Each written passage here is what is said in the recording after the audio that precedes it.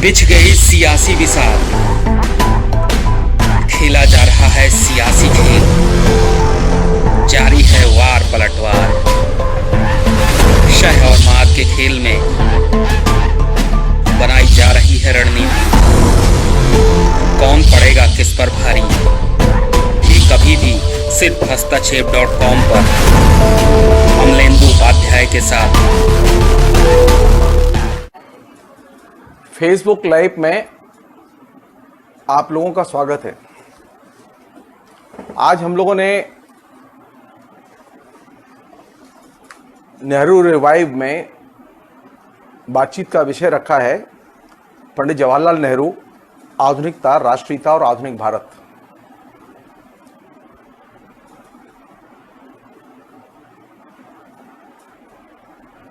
बड़ी दिलचस्प चीज है ये कि नेहरू के बारे में हम एक ऐसे समय में बातचीत कर रहे हैं जबकि नेहरू पर सबसे अधिक हमले हो रहे हैं। आधुनिक भारत के इतिहास में इतने व्यापक, वैचारिक, व्यक्तिगत हमले पंडित जवाहरलाल नेहरू पर कभी नहीं हुए। यहां तक कि जब 1947 में भारत का विभाजन हुआ उस समय भी इतने हमले नहीं हुए। 2014 के बाद जो सिलसिला शुरू हुआ है हिंदुस्तान में, वो सिलसिला अपने आप में एक नई किस्म की चुनौती लेके हमारे बीच में आया है। हिंदुस्तान में राजनीति में सत्ताएं आई और गई हैं, विभिन्न पार्टी के लोग, विभिन्न नेता प्रधानमंत्री बने और गए हैं,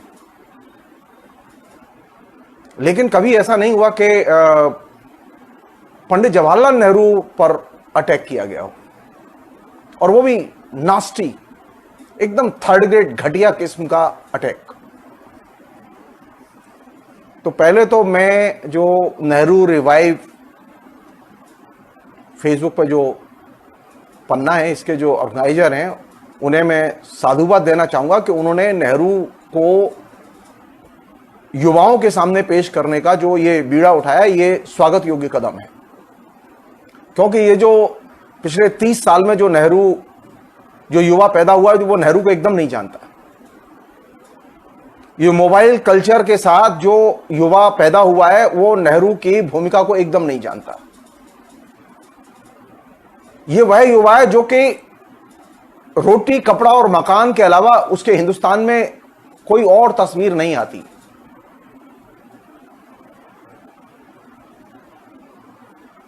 समाज परिवर्तन का सपना, हिंदुस्तान का सपना, हिंदुस्तान के गरीब लोगों का सपना, हिंदुस्तान के मजदूरों का सपना, हिंदुस्तान के बेरोजगारों का सपना, ये सपने तो बहुत दूर की चीज हैं।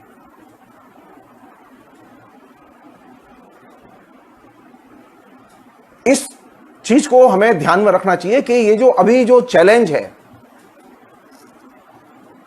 हिंदुस्तान में, वो चैलेंज बहुत गंभीर है।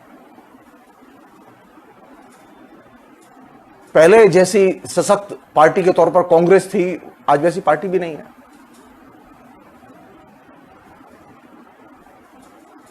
तुलनात्मक तौर पर कांग्रेस पार्टी कमजोर हुई है।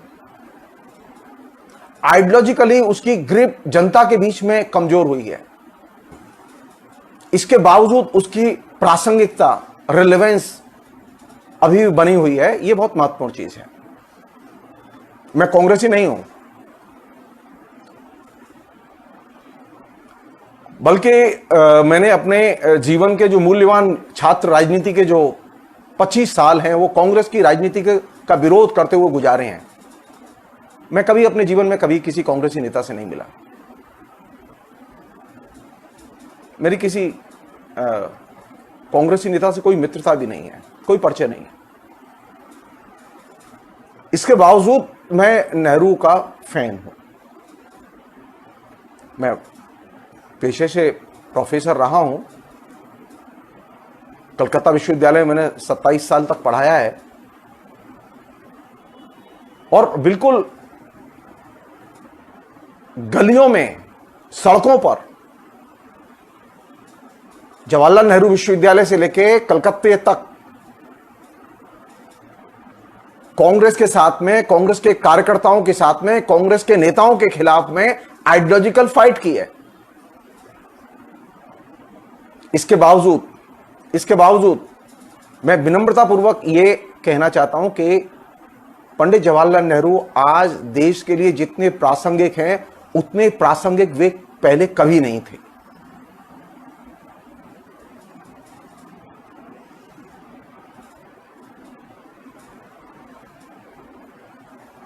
मेरी मार्क्सवाद में बहुत गहरी आस्था है। मैं बुर्जुआ राजनीति को एकदम पसंद नहीं करता, लेकिन इसके बावजूद मैं ये अंडरलाइन करना चाहता हूं कि नेहरू आज सबसे ज्यादा रिलेवेंट है, इसीलिए नेहरू पर सबसे ज्यादा वैचारिक हमले हो रहे हैं। नेहरू पर वैचारिक हमलों का एक और भी कारण है। वो कारण क्या है? नेहरू इतने बड़े नेता कैसे बने? नेहरू को कौन सी ऐसी चीज थी जिसने कि एक हिंदुस्तान का बड़ा नेता बनाया? जेल तो बहुत सारे लोग गए, कुर्बानियां भी बहुत सारे लोगों ने दी, उनसे भी बड़ी कुर्बानियां दी। कोई चीज थी जो कि नेहरू में विशेष थी। नेहरू से तुलना करने के लिए वो चीज जाननी बेहद जरूरी है।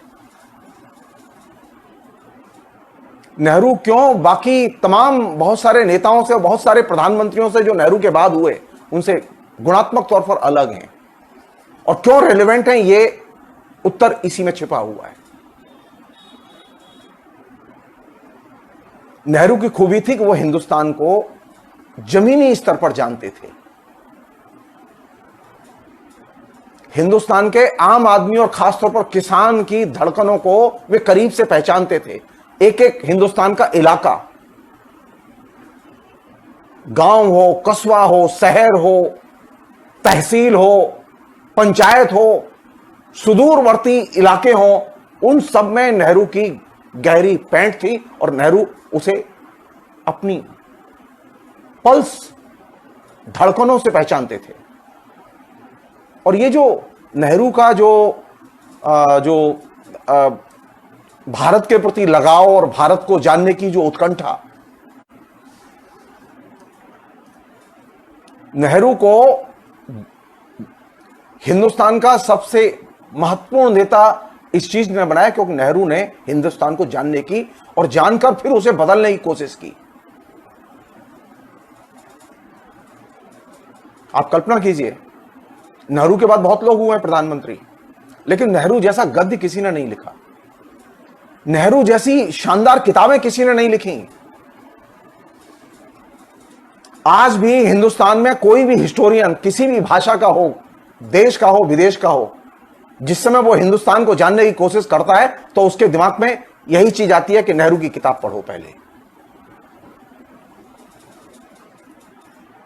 आधुनिक भारत को जानने के लिए, आधुनिक भारत की समस्याओं को जानने के लिए नेहरू एक महत्वपूर्ण वैचारिक प्रस्थान बिंदु है। स्वाधीनता आंदोलन की विरासत को नेहरू ने अपने अंदर संजोया और फिर उसे समृद्ध किया और विकसित किया।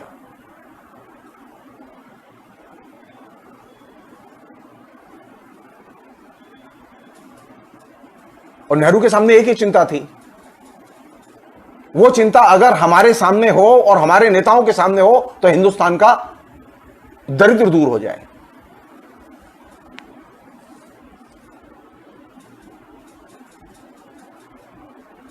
वो चिंता क्या थी? वो चिंता यह थी कि हिंदुस्तान को कैसे देखें और कहां से देखें। हिंदुस्तान को देखने का एक तरीका वह है जिसे कि हमारे आजकल नेताओं ने तरीका निकाला हुआ है कि अगर हिंदुस्तान को देखना है और हिंदुस्तान को पहचानना है तो मीडिया में जो प्रचार है उसके जरिए हिंदुस्तान को देखो। मीडिया में हिंदुस्तान कैसा दिखाई देता है, इससे हिंदुस्तान आपकी पकड़ में और समझ में नहीं आएगा। हिंदुस्तान इससे भी समझ में नहीं आएगा कि मीडिया में किस तरह के दावे किए जा रहे हैं हिंदुस्तान कितना महान है। हिंदुस्तान महान है या हिंदुस्तान कमजोर है या हिंदुस्तान समृद्ध है, इसको जानने के लिए आपको मीडिया के दावों के बाहर हिंदुस्तान की हकीकत में दाखिल होना होगा। अभी तो कोई ऐसा नेता नहीं है जो उस जमाने में नेहरू जिस समय अपनी राजनीतिक जिंदगी उन्होंने शुरू की, उस समय बहुत बड़े कद के नेता थे नेहरू के सामने। नेहरू के पहले बहुत बड़े कद के नेता और समाज सुधारक हो गए थे, जिनका पूरे के पूरे औपनिवेशिक युगीन भारत पर गहरा असर था। राजा राममोहन राय थे, ईश्वरचंद्र विद्यासागर थे, तरुण बंगाल का दल था, डिरोजियो थे, उधर ज्योतिबा फुले थे, अंबेडकर थे, गोखले थे, लाला लाजपत राय थे, एक से एक बड़े नेता थे उस समय। आज जितने नेता घूम रहे हैं ना हमारे सामने, चाहे वो किसी भी पार्टी में हो, वो एकदम छटंकी है उनके सामने।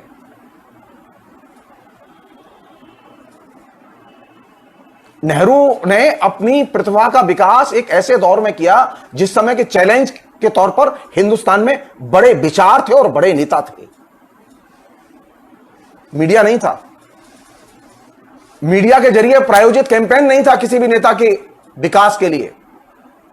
कौन नेता बड़ा है यह इससे तय होगा कि जनता के बीच में उसकी कितनी गहरी पैंठ है, वो जनता को कितने गहराई में जाके जानता है, और उससे भी बड़ी बात, हिंदुस्तान के बारे में उसके पास कितनी सही समझ है। आप सही समझ के बिना सही हिंदुस्तान देख नहीं सकते, और मीडिया आपको हिंदुस्तान की सही तस्वीर न तो नेहरू के जमाने में दिखाता था और न आज दिखाता है। तो हिंदुस्तान को जानने के लिए, हिंदुस्तान को समझने के लिए हिंदुस्तान के अंदर दाखिल होना होगा, मीडिया के अंदर नहीं। ये जो हम स्विच ऑन स्विच ऑफ करते हैं ना टेलीविजन में और कहते हैं कि वाह क्या बात है, क्या देश है, क्या फायरिंग कर रहा है, क्या मोर्चे फतेह कर रहा है, ये जो हम क्लिक कल्चर में जो आज जी रहे हैं, आज वास्तविकता यह है कि जो सबसे ज्यादा क्लिक में डूबा हुआ है वह हिंदुस्तान में सबसे ज्यादा कटा हुआ है। आज वास्तविकता यह है कि जो हिंदुस्तान के मीडिया में सबसे ज्यादा छाया हुआ है, वो चाहे कोई भी नेता हो, चाहे वो मुख्यमंत्री हो, चाहे वो प्रधानमंत्री हो, चाहे वो राष्ट्रपति हो, चाहे वो गृह मंत्री हो, कोई भी हो, वो किसी भी दल का नेता हो, उसकी स्थिति यह है कि वह हिंदुस्तान को नहीं जानता। वो सिर्फ अपने व्यक्तिगत इमेज और आवरण के जरिए हिंदुस्तान के यथार्थ को ढक लेना चाहता है। तो हिंदुस्तान को जानने के लिए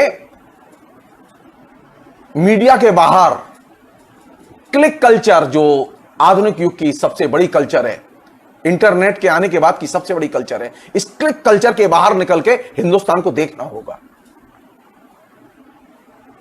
और हिंदुस्तान को देखे बिना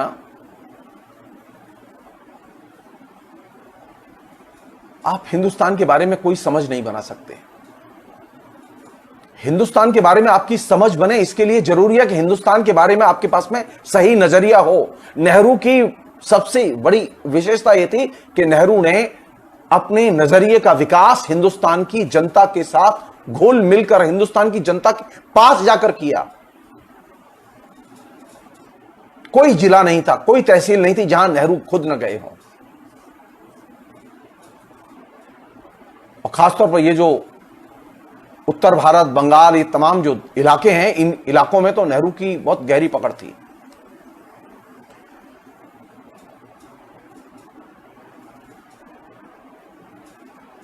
नेहरू इस मिथ में या इस मुगालते में नहीं थे कि हिंदुस्तान सोने की चिड़िया था, है ना।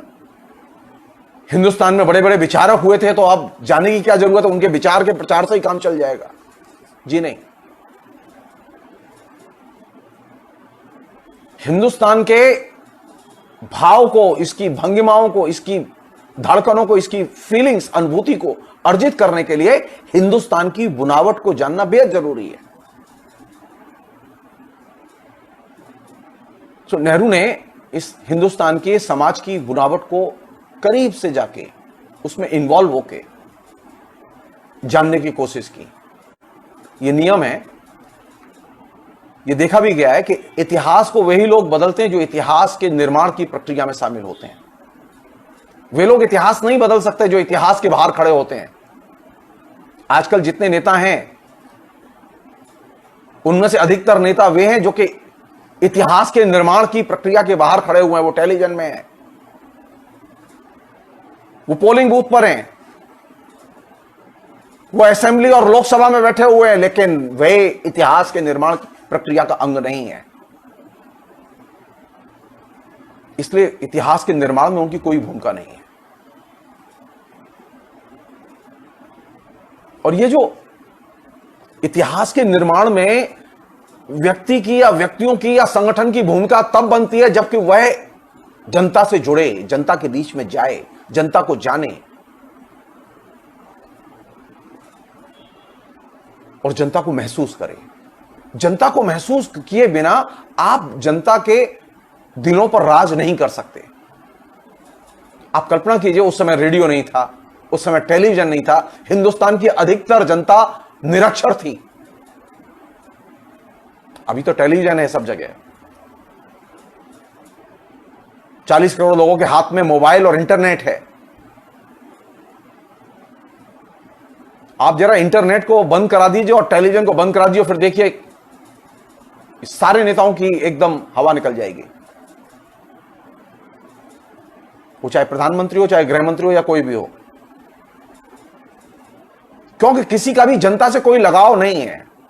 लेकिन नेहरू की पकड़ थी सारे देश में।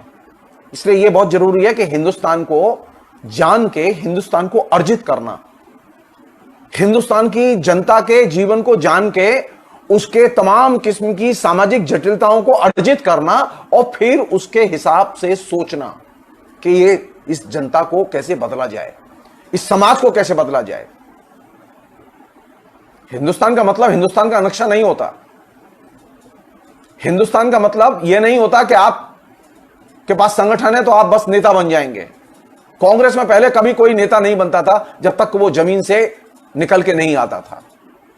नेहरू ने जो परंपरा विकसित की वो ये थी कि हिंदुस्तान में अगर सरवाइव करना है तो हिंदुस्तान की जनता के पास जाओ। जनता ही सबसे बड़ी शिक्षक है। आपके जो भी विचार हों, तो नेहरू का जो पहला सबक किसी भी नेता के लिए, खासतौर पर कांग्रेस के नेताओं के लिए, वो ये है कि अगर हिंदुस्तान को आगे ले जाना है, हिंदुस्तान को बदलना है, तो हिंदुस्तान की जनता के पास जाओ।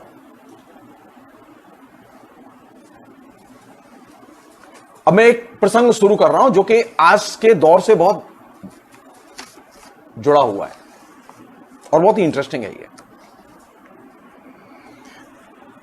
ये जो अभी कोरोना का जो पीरियड चल रहा है, इस कोरोना के पीरियड को समझने के लिए एक बहुत ही अच्छी जमीन मिल सकती है हमें जब हम 1928, 29, 30 के दौर की जो स्थिति है उसके साथ तुलना करें। वो एक ऐसा दौर था जिसमें कि बहुत बड़े पैमाने पर मंदी पूरी दुनिया में आई थी। 1918 में बहुत बड़े पैमाने पर महामारी फैली थी, उसमें लाखों लोग मर गए थे।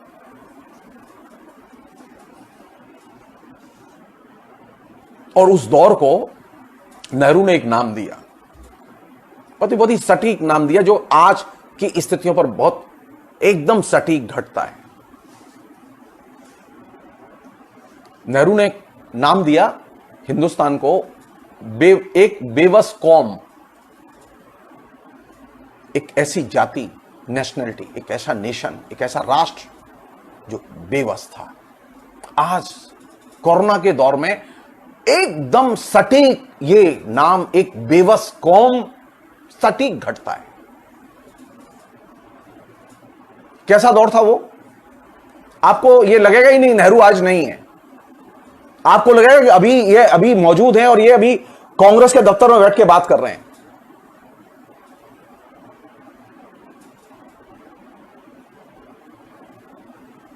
अभी हम लोग चिंतित हैं ना, कहीं कोई प्रतिवाद नहीं, कहीं कोई जुलूस नहीं, कहीं कोई आंदोलन नहीं, सारा देश ठप है, पूरी की पूरी इकोनॉमी एकदम तहस नहस हो चुकी है।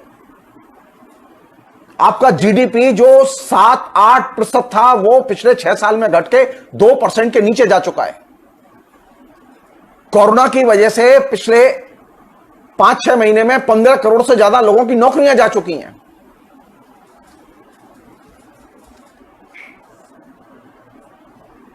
और इस पूरी प्रक्रिया में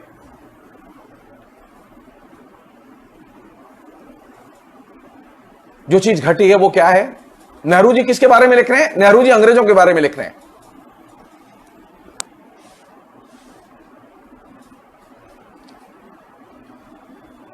उन्नीस सौ 28-29 में अंग्रेजों का शासन, जो महामंदी आई सारी दुनिया में जिससे हिंदुस्तान भी तबाह हुआ, उस समय शासन कैसा था और आज का शासन कैसा है? एग्जैक्टली ये नेहरू के शब्द हैं, मेरे नहीं है। वो कहते हैं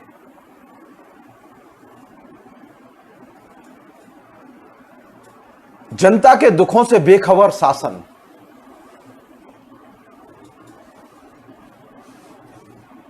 कह रहे हैं अंग्रेजों से घट रहा है मोदी सरकार पे। ये जो बेबस कौम, और इस बेबस कौम में जो शासन व्यवस्था है वो कैसी है? वो जनता के दुखों से एकदम बेखबर।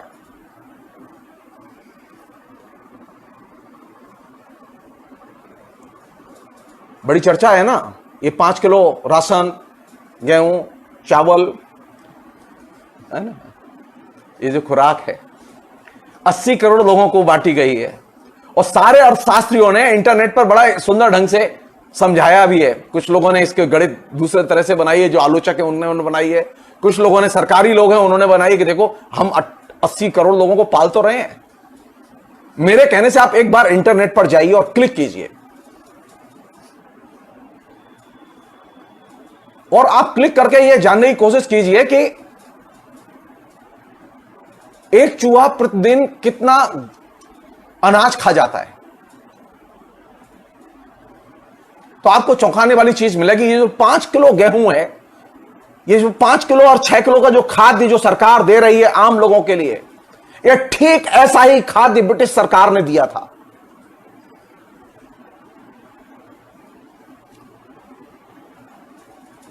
इतने खाने से चूहों का पेट नहीं भरता एक घर में।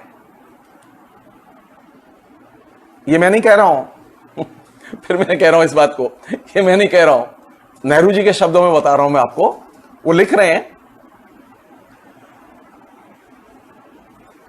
हवाला दे रहे हैं, वो रेफरेंस दे रहे हैं बंगाल का, किसानों का। सरकार ने जो खुराक दी है, जो अभी बट रहा है ना 80 करोड़ लोगों के लिए खाद्य, 5 किलो प्लस 1, 6 किलो कोट, एक ऐसी खुराक पर देश गुजर या किसान गुजर बसर कर रहा है जिस पर चूहे भी 5 हफ्ते से ज्यादा जिंदा नहीं रह सकते, अनकोट। कोई भी प्रधानमंत्री नरेंद्र मोदी से यह बात पूछे पलट के कि हुजूर चूहे दिन में कितना गेहूं खाते हैं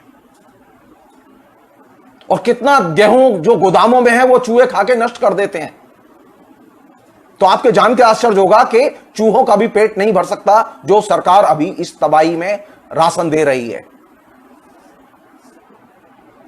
एक चूहा एवरेज 50 से लेके 80 ग्राम तक गेहूं खा जाता है, अनाज खा जाता है। आप कल्पना कीजिए, एक घर में अगर 5 चूहे होंगे, जो कि बहुत नेचुरल है, एक चूहा नहीं होगा, तो वो कितना अनाज खाएंगे। 1928-29 में अंग्रेजों की सरकार जितना किसानों के लिए गेहूं दे रही थी, उससे चूहों का पेट नहीं भरता था। और आज भी वही स्थिति है कि 2021-20 में कोरोना की महामारी के दौर में जो सरकार 5 किलो राशन फ्री दे रही है, उससे चूहों का पेट नहीं भरता।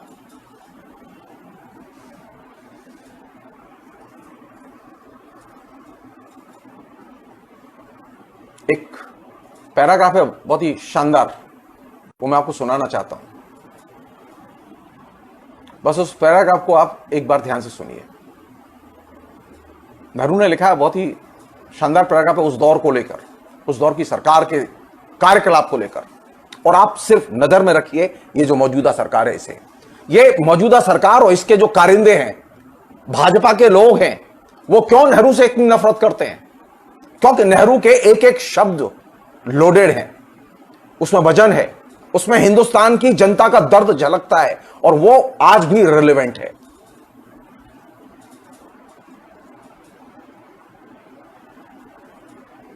महामारी के बाद जब मंदी आई, तो मंदी में जब सारी दुनिया तबाह थी तो भारत भी तबाह था। नेहरू ने लिखा, कोट, ऐसा मालूम पड़ता था कि किसी सर्वशक्तिमान राक्षस के चंगुल में हम बेबस हैं। हमारे जिस्म के हिस्सों को लकवा मार गया है और हमारे दिमाग मुर्दा हो गए हैं। किसान वर्ग दब्बू था और उसमें डर समाया हुआ था। कारखाने के मजदूरों की हालत भी कोई बेहतर न थी। मध्य वर्ग के पढ़े लिखे लोग जो अपने इस अंधेरे वातावरण में रोशनी दिखा सकते थे, खुद ही इस अंधेरे में डूबे हुए थे। कुछ हद तक तो उनकी हालत किसानों से भी ज्यादा दयनीय थी। असंगठित दिमागी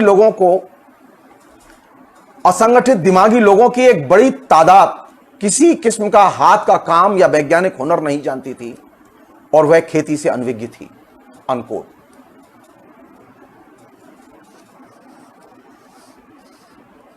जो महामंदी आई और जो महामारी आई, इस महामंदी और महामारी ने भारत को और भारत के किसान को और भारत की जनता को एकदम बेबस कर दिया। ये जो अभी बेबस पड़ी हुई है जनता, जिसकी कि हम लोग उम्मीद कर रहे हैं, हम लोग चर्चा करते हैं, लिखते हैं,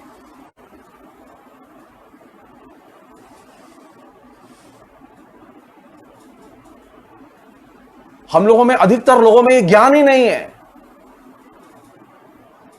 कि एक तरफ पूरी की पूरी इकोनॉमी तबाह हो चुकी है, इसकी वजह से जनता एकदम बेबस पड़ी हुई है, वहीं दूसरी तरफ एक और चीज पैदा की।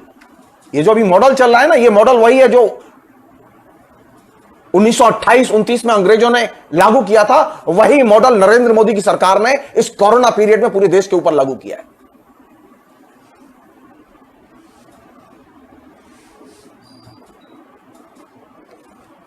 तो एक तरफ तो आपको इतना अनाज मिलेगा जिसमें कि चूहों का पेट न भर सके, राशन मिलेगा फ्री, लेकिन इतना राशन नहीं मिलेगा कि लोग खा सकें। चूहों का भी पेट नहीं भरता उस राशन से। वहीं दूसरी ओर एक और चीज क्रिएट की गई है और बहुत ही सिस्टमेटिकली क्रिएट की गई है पिछले 6 साल में, और इस 6 महीने में तो वो एकदम पीक पर चली गई है। मार्च, अप्रैल, मई, जून और ये जुलाई एकदम पीक पर चली गई है। और वो क्या है? वो ये है कि पूरे देश में एक भय का माहौल बनाया गया है। हर आदमी डरा हुआ है। राजनेता डरे हुए हैं, आईएएस ऑफिसर्स डरे हुए हैं, जज डरे हुए हैं, मिडिल क्लास के लोग डरे हुए हैं, किसान, मजदूर, हर आदमी डरा हुआ है। ठीक यही डर का वातावरण बड़े पैमाने पर अंग्रेजों ने भी पैदा किया था 1928-29 में। तो उस समय क्या चुनौती थी कि कैसे इस डर से निकला जाए। तो राष्ट्र को मुक्त करने के लिए, राष्ट्र को स्वतंत्र करने के लिए कौन सी चीज जरूरी है? गूगल का पूंजी निवेश जरूरी नहीं है।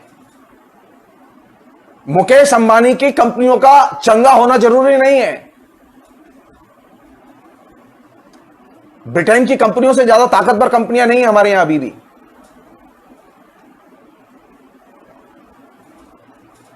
सारे देश में डर का माहौल पैदा करके सारी जनता को एकदम बेबस बना के गुलामी की मानसिकता में बांध दिया गया है। और इस गुलामी की मानसिकता से लिबरेट करने के लिए, मुक्त करने के लिए सबसे पहली चीज राष्ट्र को उपहार के तौर पर देने के लिए जरूरी है, नेहरू कहते हैं, वह है अभय, निर्भयता। लोगों के अंदर निडरता पैदा की जाए। अगर राष्ट्र को अर्जित करना है और राष्ट्र को पैरों पर खड़ा करना है तो गूगल की जरूरत नहीं है, चीन के माल की भी जरूरत नहीं है। सिर्फ एक चीज नरेंद्र मोदी की सरकार कर दे, हम सब लोग शुक्रिया अदा करेंगे। वो भय के माहौल को खत्म कर दे और लोगों को निर्भय बनाए, लोगों के अंदर भय का माहौल पैदा करके, लोगों के दिलों और दिमाग को निष्क्रिय करके सामाजिक विकास संभव नहीं और राष्ट्र का विकास संभव नहीं है। नेहरू जी ने इस बात पर सबसे पहले ध्यान खींचा कि ये जो अंग्रेजों की सरकार है, ये अंग्रेजों की सरकार, ये बात हो रही है 1928-29 में और ये घट रही है 2020 में। ये जितनी रेलेवेंट 28 में थी उतनी ही रेलेवेंट आज है। तो देश की जनता को लिबरेट करने के लिए कौन सी चीज जरूरी है? देश को आत्मनिर्भर बनाने के लिए कौन सी चीज जरूरी है? अभय, निर्भयता। यही एकमात्र गिफ्ट होगी जो हम सब लोग दें।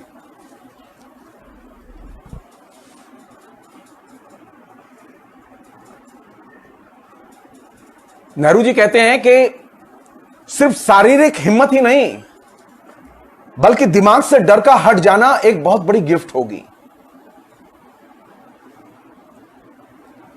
मैं हाथ जोड़ के विनती करता हूं नरेंद्र मोदी सरकार से कि वह नेहरू जी की इस बात को सुने। नेहरू का कंट्रीब्यूशन यह है कि उन्होंने अंग्रेजों के द्वारा जो भय पैदा किया गया था 1928 की विश्वव्यापी मंदी के दौरान, जो भय पैदा किया था, उस भय से जनता को लिबरेट करने के लिए, लोगों के दिमाग से डर को निकालने के लिए सबसे बड़ी गिफ्ट दी और सबसे बड़ी चीज हिंदुस्तान की जनता को सिखाई वह यह थी कि देश को अगर बचाना है तो निर्भय रहो और निर्भय रह के सोचो और दिमाग को भय से मुक्त करो। छोड़ दो, बहुत सारी चीजें छोड़ दो। और चूंकि ये सब लोग बहुत ही हिंदू हैं और हिंदूवादी हैं और आरएसएस के लोग तो खासतौर पर हिंदूवादी हैं, तो नेहरू की मत सुनो, याज्ञवल्क्य की सुनो। नेहरू जी जिस समय ये बोल रहे थे उस समय आरएसएस पैदा हो चुका था। आरएसएस के पैदा होने के 3 साल बाद यह बात कही गई। वह परिदृश्य था जिसको ध्यान में रख के कही गई। तो जो लोग हिंदुत्ववादी हैं और हिंदू दर्शन में विश्वास करते हैं, जो आरएसएस के लोग हैं, जो हिंदुओं के लिखे पर विश्वास करते हैं, उनके लिए याज्ञवल्क्य ऋषि का कोटेशन नेहरू ने उद्धृत किया था। याज्ञवल्क्य ने कहा था कि अगर देश को पाना है तो जनता को निर्भय बनाना होगा।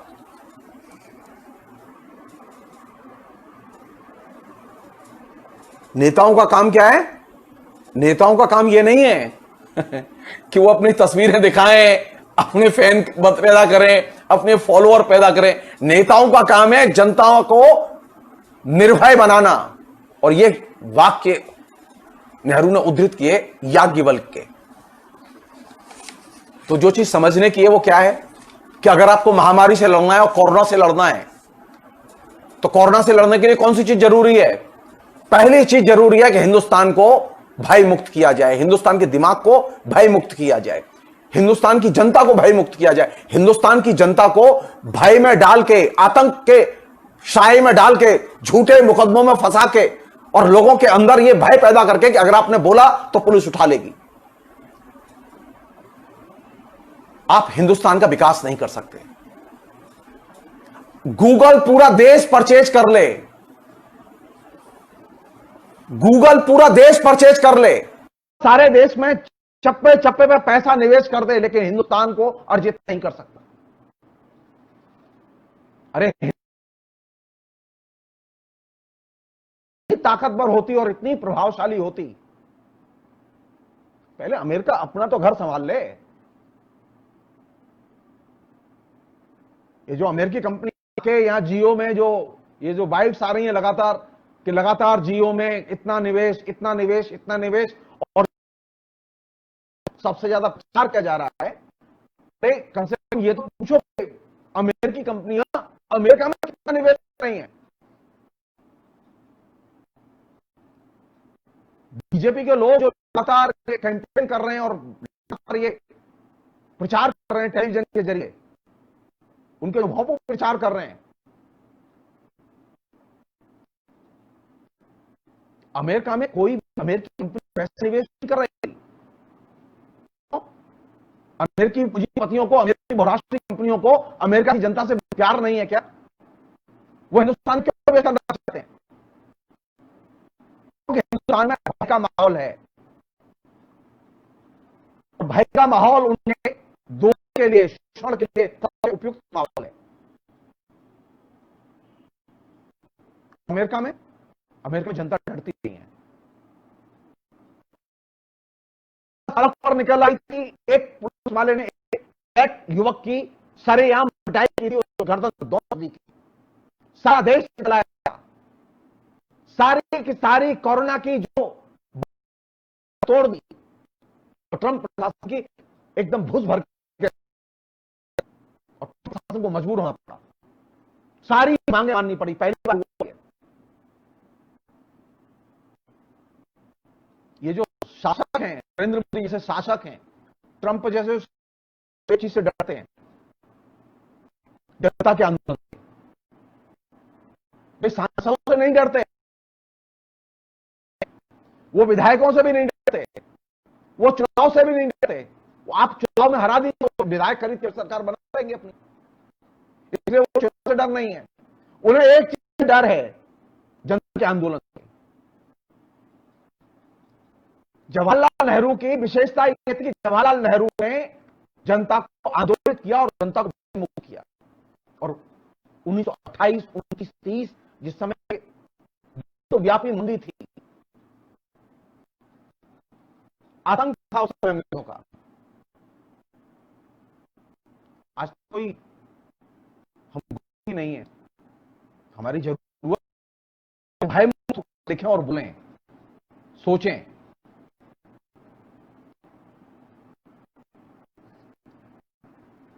एक अन्य चीज थी जो कि उस समय भी थी, आज भी है, पुलिस का डर, सरकार को कुछ वाले का डर,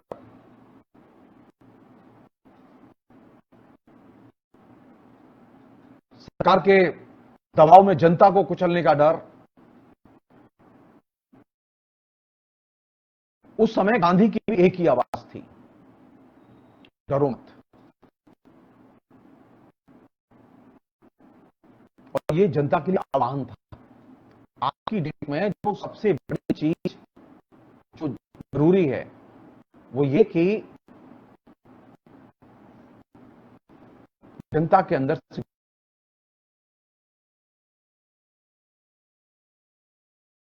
कही थी, और कांटे की बात कही। मैं बार बार कहता हूं नेहरू बहुत रिलेवेंट है, इसलिए क्योंकि नेहरू हिंदुस्तान को फासिज्म प्रचार की टेक्निक को वो गहराई से जानते थे। आप नेहरू की महानता का अंदाजा इससे लगाइए, हिटलर से लेकर मुसोलिनी तक दोनों ने नेहरू से मिलने की कोशिश की, दोनों ने चिट्ठी, नेहरू ने ठुकरा दिया, नेहरू मिलने नहीं गए।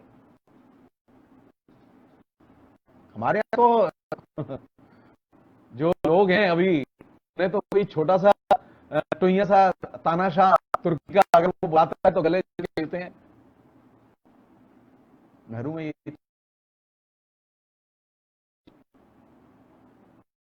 जो बड़ी चीज थी वो ये थी कि जितना हिंदुस्तान को जानते थे उतना फासिज्म और उसके प्रोपेगेंडा को भी जानते थे।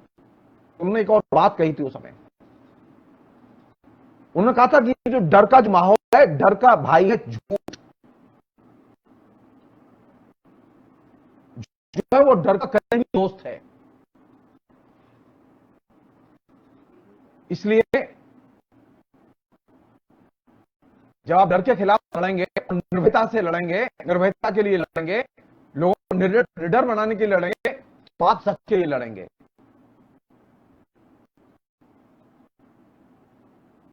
और ये एक बड़ी चीज थी।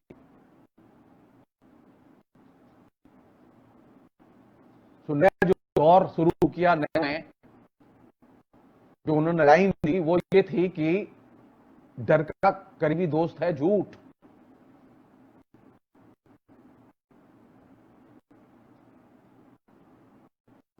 तो उन्होंने कहा निडरता के साथ सच आता है और डर के साथ झूठ आता है।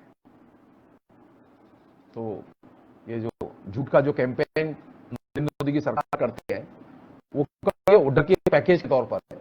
डर और झूठ ये दोनों एक साथ लाएंगे, अलग अलग नहीं आएंगे। तो ये उम्मीद करना कि डराएं भी और सच भी बोले संभव नहीं है। वो डराएंगे और झूठ बोलेंगे। डर के साथ में सच्चाई का कोई संबंध नहीं है।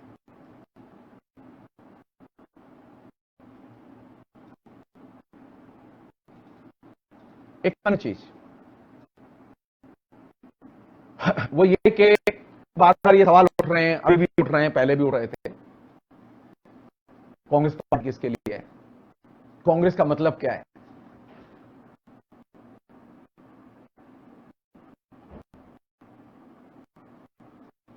कांग्रेस का मतलब वो है जो इलेक्शन मैनिफेस्टो, कांग्रेस का मतलब है कि उसका अध्यक्ष, ये नहीं। वतर्ज नेहरू कांग्रेस का मतलब है सक्रियता।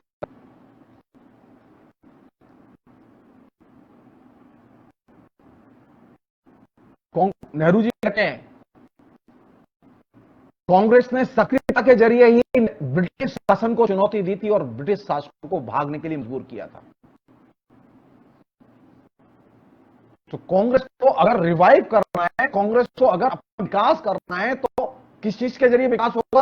वो विधानसभा की सीटों को जीत के और उन्हें बचा के, लोकसभा की सीटों को जीत के उन्हें बचा के कांग्रेस का विकास नहीं होगा। वो छोटी सी चीजें हैं, वो राजनीति का प्रमुख लक्ष्य नहीं हो सकता। प्रमुख लक्ष्य है कांग्रेस की सक्रियता।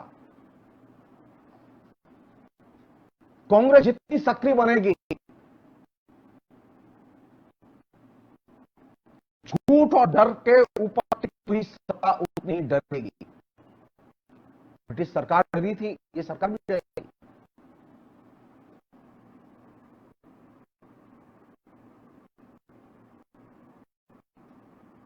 जरूरत की बात यह है, डर पर चोट करो और सक्रियता बनाए रखो।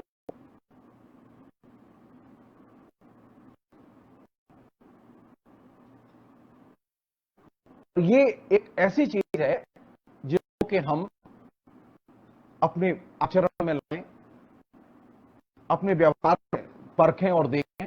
हमें देखना चाहिए कांग्रेस सक्रिय है कि नहीं है। से मतलब जनता की समस्याओं पर कांग्रेस कितनी है, और वहीं से कांग्रेस अपनी शक्ति ग्रहण करेगी। बार नेटवर्क की प्रॉब्लम की बात कर रहे हैं। मैं एक बात इसे 5 मिनट ब्रेक करके मैं दोबारा आता हूं। मैं कोशिश करता हूं दूसरे तरीके से फिर बात करेंगे।